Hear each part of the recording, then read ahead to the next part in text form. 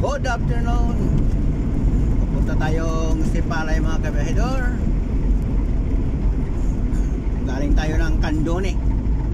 So sobra oras ang takbuhan natin. Hataw-hataw tayo. Sunday ngayon.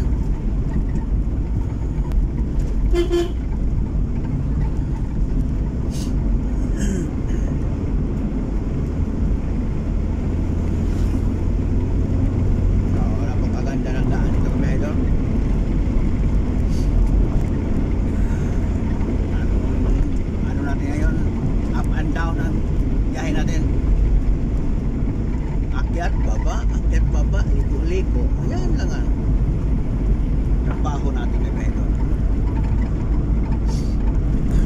So, 1 and 18 minutes ang oras natin sa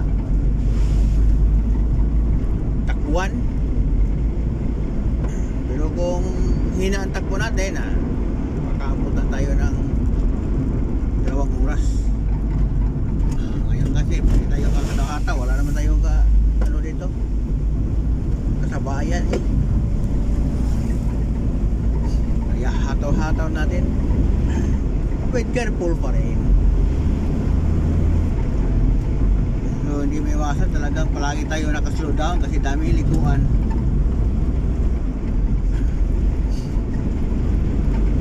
Baba naman, tapos liko ulit. Ito ang daan ng Candone to Sipalay City, kabahedor, no? Doon napakalayo ng Candone. Maalala ko yung Bacolod to Don Salvador Benedicto. Ayun, pareha to kalayo. 1 oras kalahati or 18 minutes. Pag hindi kasi natin binilis ang pagpatakbo, abutan tayo ng ilang oras. Hindi porke arawan tayo, batakbo lang tayo na parang hinihintay natin matapos ang isang araw, no? Para makakobra tayo ng sweldo natin. Hindi.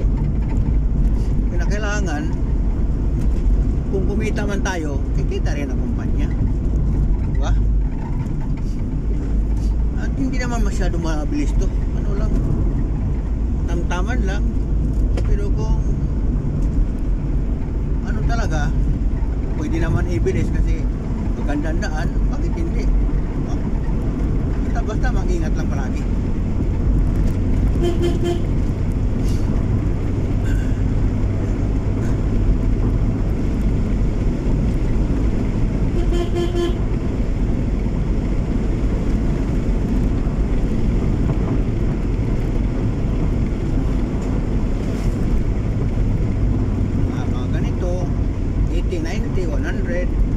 Balik na naman 20, 60, ano lang.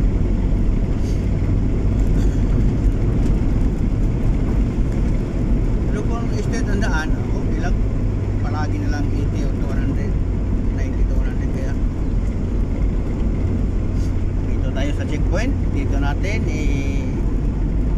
off ang video natin. Maraming salamat, kabahedor. Ito ang checkpoint ng mga pulis.